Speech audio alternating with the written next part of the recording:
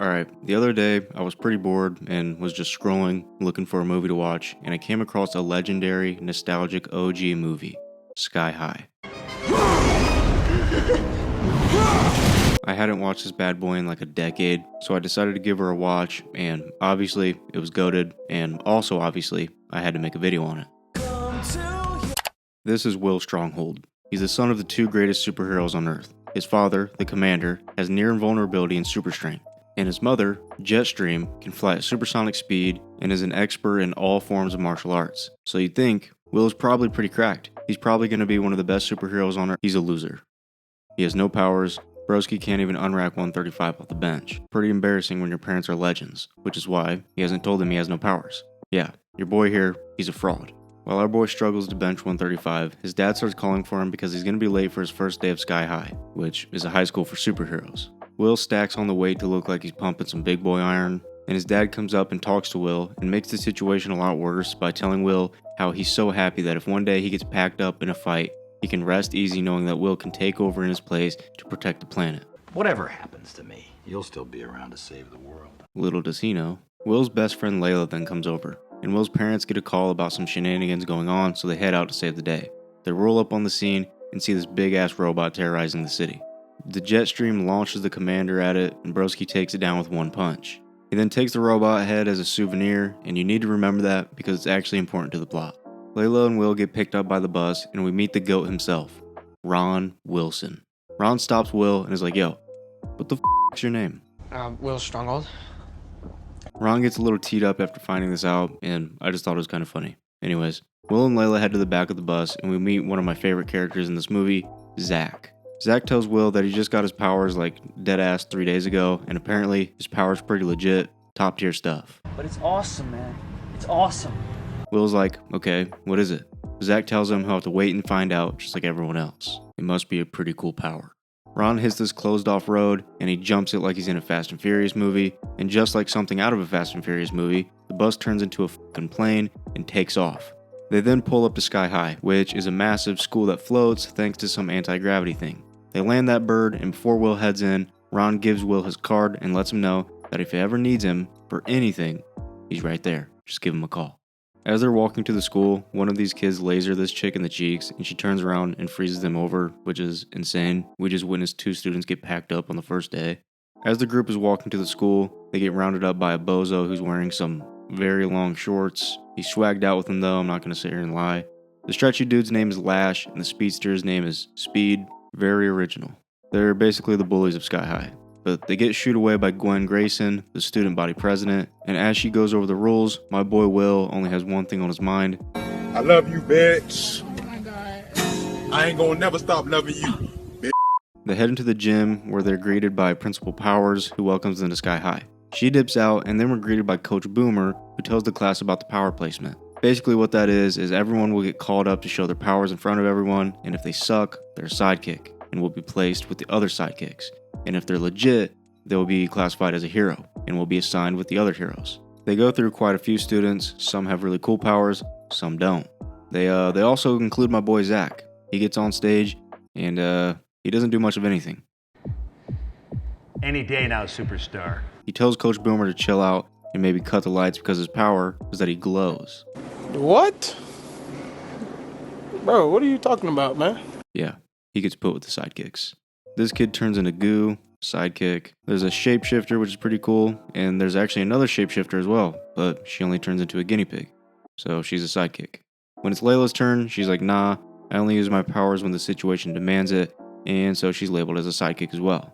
All of these sidekicks are our main characters. They take a little lunch break, and while at lunch, Will gets stared down by this guy named Warren Peace. Apparently, Will's dad locked up this guy's dad, so he doesn't like Will. Anyways, we get back to the gym, and it's Will's turn. He tells Boomer he doesn't have any powers, but Boomer knows his pops and doesn't believe him, so he drops a car on him. Car. Will's like, dude, I have no powers, so he's put with the other sidekicks. He gets checked out by the doc and asks if he'll ever get his powers, and the doc tells him that he probably will, but it is possible that even with 2 superpowered parents like he has, he could end up getting no powers. Believe it or not, this is the case for my boy Ron Wilson. Don't worry, he's still the GOAT. Will comes home and tells his dad they need to talk. but his dad cuts him off and tells him he knows just the place. Dad, we need to talk. I think I know just the place.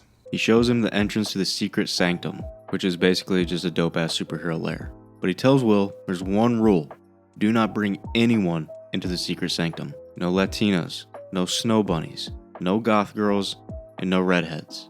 The secret sanctum is a place of secrecy, not a place to slam ham. They head into the secret sanctum and have a look around, and Will's dad shows him his proudest trophy, Royal Pain's pacifier. He tells Will how they packed up Royal Pain and he took the pacifier as a souvenir, and he doesn't even know what it does. He then shows Will his display and tells him how happy he is that they'll all be fighting crime together, side by side. Yeah, so he ends up not telling his dad he has no powers. But as this happens, we get a scene that shows us that someone is watching them through the robot head that the commander took.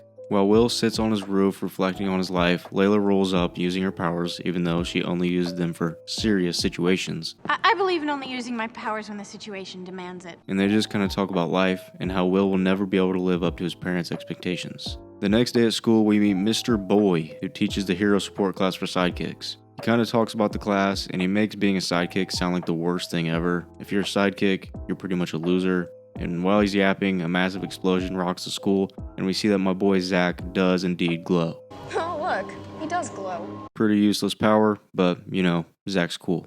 We also meet the big-headed science teacher, who was the one who accidentally caused the explosion. We then get a little montage of the class training to be the best JV heroes that they can be, and we also see that the dudes who were frozen earlier are still frozen. Yeah, they're dead. Later that night, Will and his friends are at home studying when the commander rolls up and meets everyone and learns their powers. And yeah, he definitely thinks they're all losers. Great. Great. While the commander makes himself a delicious sandwich, Will comes in and tells him that his friends are all sidekicks. And actually, he's a sidekick too. And Steve is not happy. Washed out! He thinks Coach Boomer was just peanut butter and jealous, and that's why he assigned Will with the sidekicks, but Will finally confesses that he has no powers. It's me, okay? I don't have any powers. He tells his dad that he's fine with having no powers, and he's actually happy to be a sidekick. Later that night, Steve talks with his wife Josie about Will not having powers, and good lord, Josie can get it. I'd do it. The next day at lunch, while walking to a seat, Lash trips Will and his tray hits War and Peace. Warren gets up in his face, and a fight breaks out.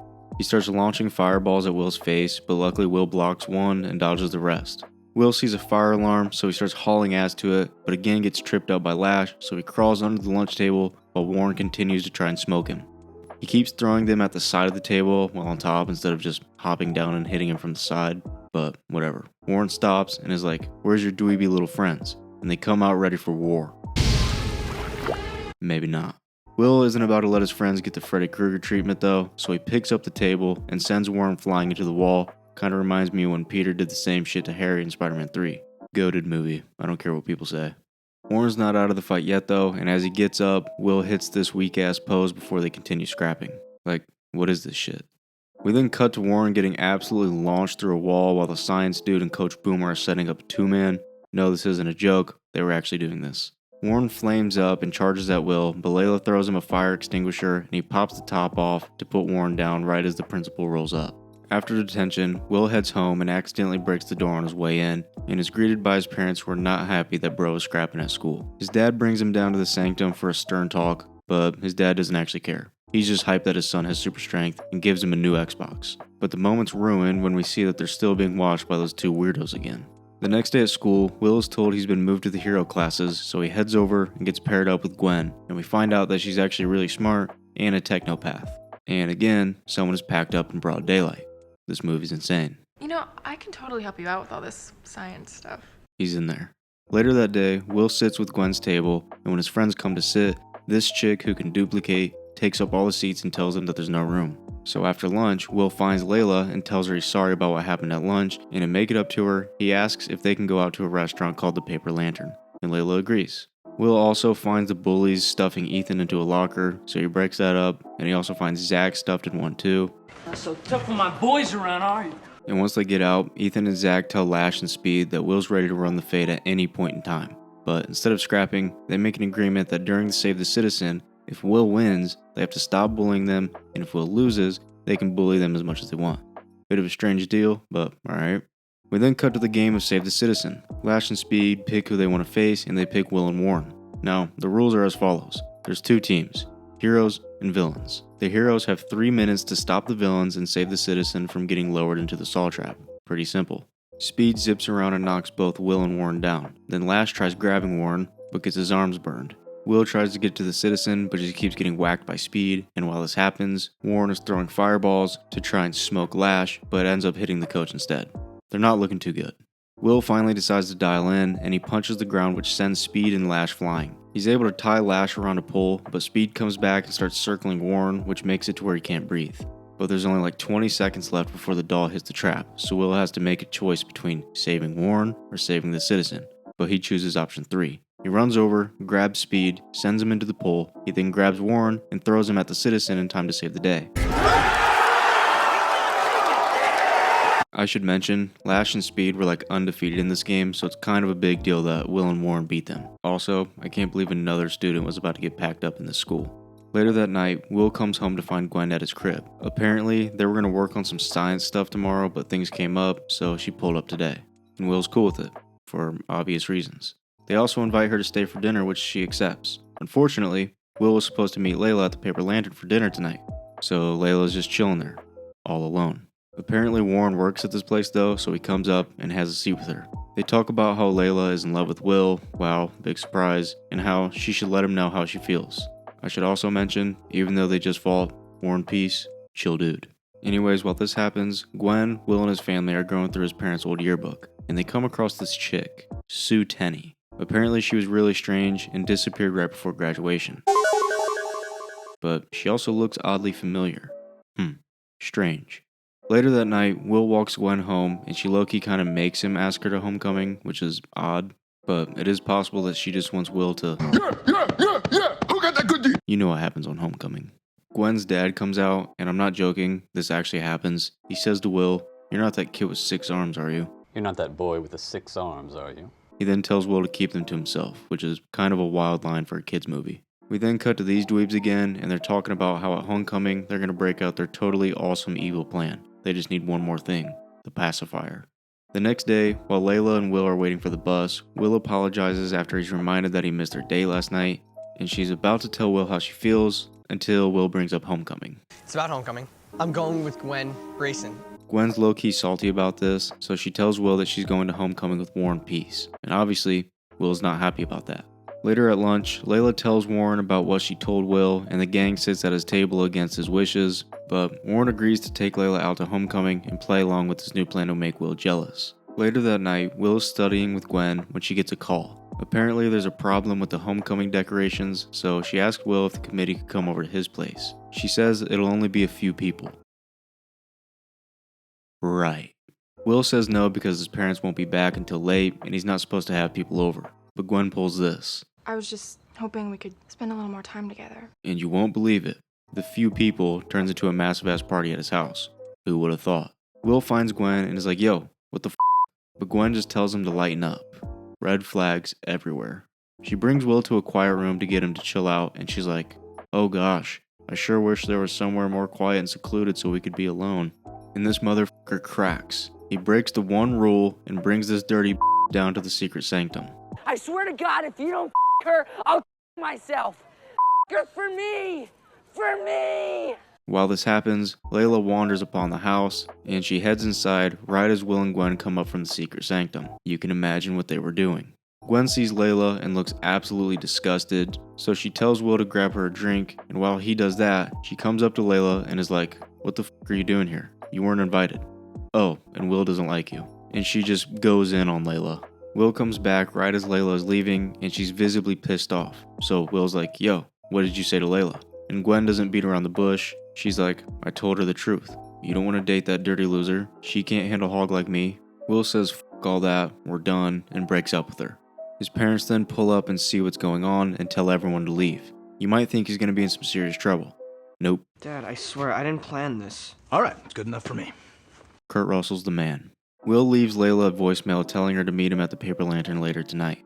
But when he gets there, she's a no-show. But don't worry, our boy Warren is working again, and again decides to give some much-needed bro talk. He tells Will how him and Layla are only going to homecoming together to make him jealous, and he tells Will that Layla is and has been in love with him, and she definitely wants that Will special.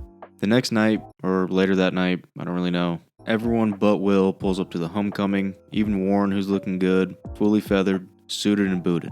Will's bored, so he starts going through that yearbook again, and when he stumbles upon Sue Tenney, he notices she looks oddly familiar. It's Gwen. Sue Tenney is Gwen. How they didn't notice this when they were legit looking at the yearbook with her is wild, but whatever. Now you might be thinking, wasn't this an old yearbook? Sue Tenney graduated with Will's parents. How is she still so young? Don't worry, we'll get to that. Will notices the pacifier is gone and he needs a way to get to Sky High, so he calls the man himself, Ron Wilson. Back at the homecoming, the commander and Jetstream show up as the guest of honor, and while Gwen is giving her little speech, she suits up like a Power Ranger and reveals she's actually Royal Pain.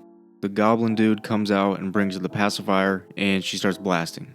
But it doesn't send people to the Shadow Realm. It turns them into babies. She starts laying the beamer down on everyone she can, and no one can escape because the duplicating chick and the bullies close the gates over the exits. But Warren finds a vent and opens it so our main gang can escape. And while they do this, Will pulls up thanks to Ron Wilson. It's a little dark in the vents, but fear not, my boy Zach finally comes in clutch. They get out and meet Will, and we get a little motivational speech about working together to save the day, and Layla and Will make up. Cheers all around.